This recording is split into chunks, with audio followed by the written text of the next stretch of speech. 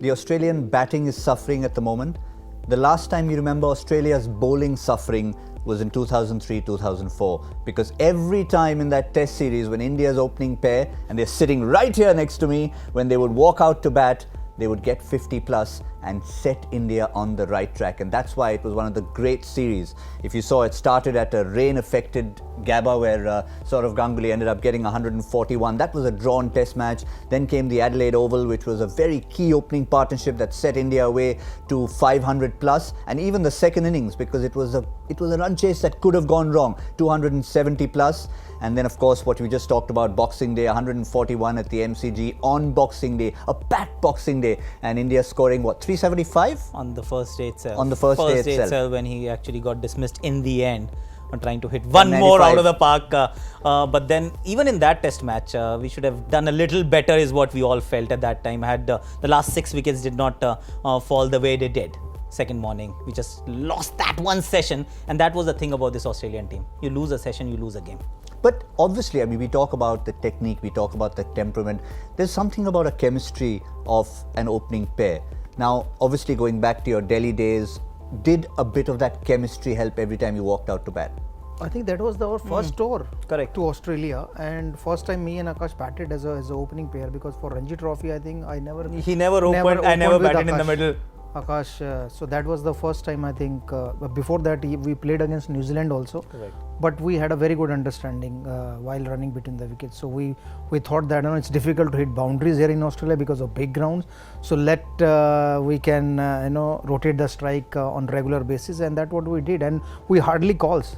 So the moment he tapped the ball, so I was ready to, and the moment I was tapping the ball, so he was ready to take that single. But you didn't call because you used to sing.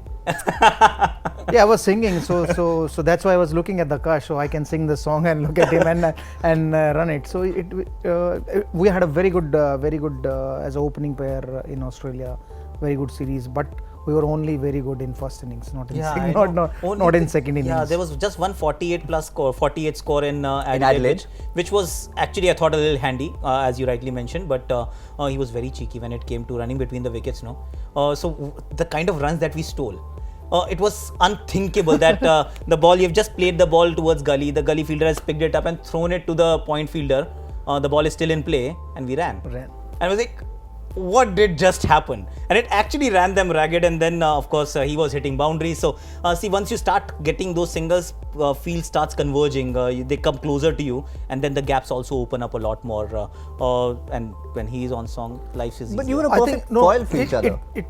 It took 3 test matches for Australia to understand what we are doing. Correct.